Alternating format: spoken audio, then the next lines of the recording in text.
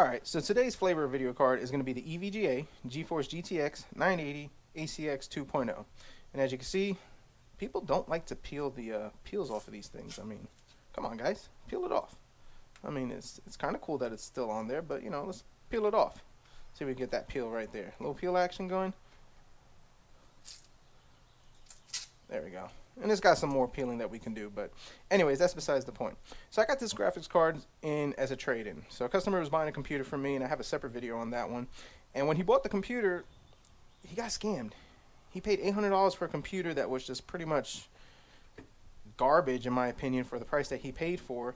And it didn't have it had an 80 gig hard drive, and things were not hooked up, broken, missing, whatever, blah, blah, blah, this, that, and the other. It would constantly turn on, turn off, and I didn't know, and I didn't have the time to diagnose it. I told him, I said, well, if you want, I could diagnose it, and I could let you know what we got, and give me some trade-in value, and we couldn't even get a display going. We didn't know if the graphics card was bad, all that good stuff, and he just pretty much said, listen, can you just give me $100 credit for it? And I said, I don't know what's working. I don't want to downplay it. He said, just give me $100. If you make a good deal out of it, that's good for you. I'd just rather get what you're selling me, because I sold him one way faster for $350, but that's another story. So we got this one in, and she works. And we're going to take her apart and we'll do a review on it and see how she holds up in 2020. So this card is released in September of 2014, 4 gigs of DDR5 memory, and you have two 6-pin connectors right over here for the power. Pretty awesome. 2048 CUDA cores, can support up to 4 monitors, and a good power supply for this one. You need at least 500 watt power supply. Anything less, you're going to run into some issues on that one. And the power consumption on this one is estimated at 165 watts.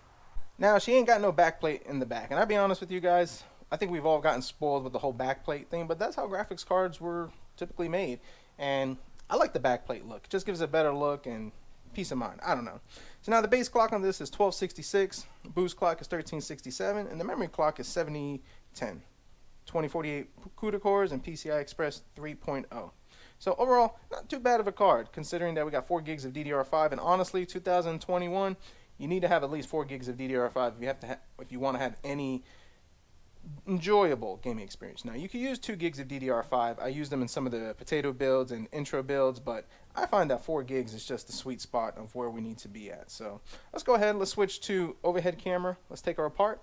Let's see what she looks like. And of course, my favorite thing to do is clean her up, fresh thermal paste, and then we'll fire her in.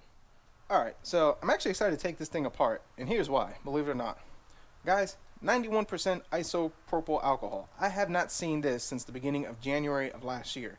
In my area, everywhere is sold out, and guys, I've had to go as low as 50%, and I don't recommend 50%, but I've upgraded to 70, and now my local Walmart is fully stocked at 91% isopropyl alcohol. So I'm very excited about that, but also nervous because I got some open cuts on my fingers, so it might burn a little bit.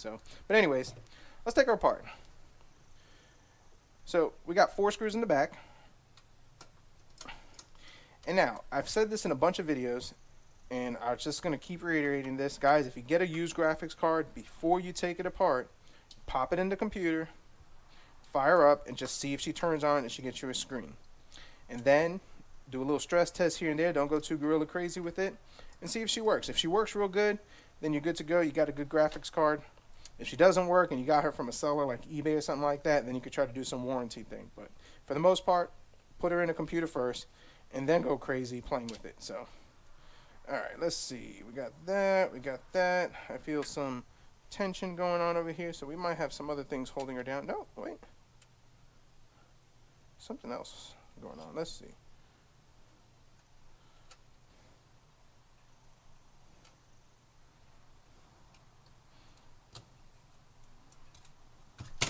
There we go.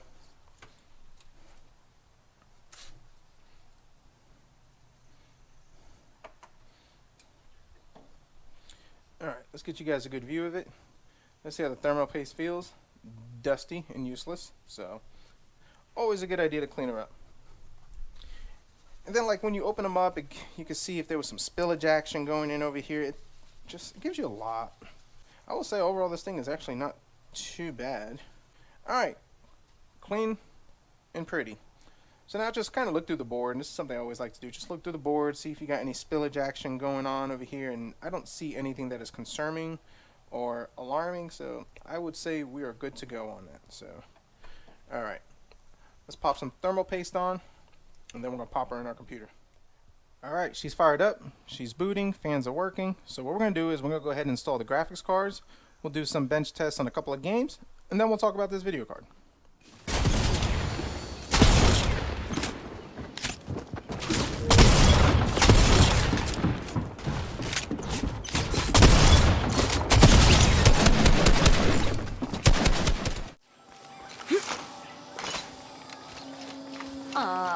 Titenjan chahih in iskik.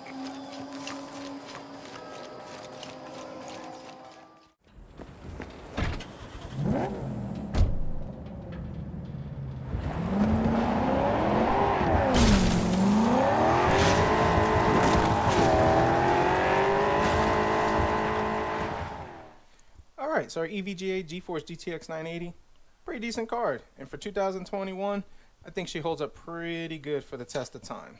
And let's take a look at it. So the games I went with, Shadow the Tomb Raider, Fortnite, and Cyberpunk. And the reason why I choose these games is it kind of gives you, Fortnite's been around for a very long time, Shadow the Tomb Raider is kind of in between, and then you have Cyberpunk, which is the newest.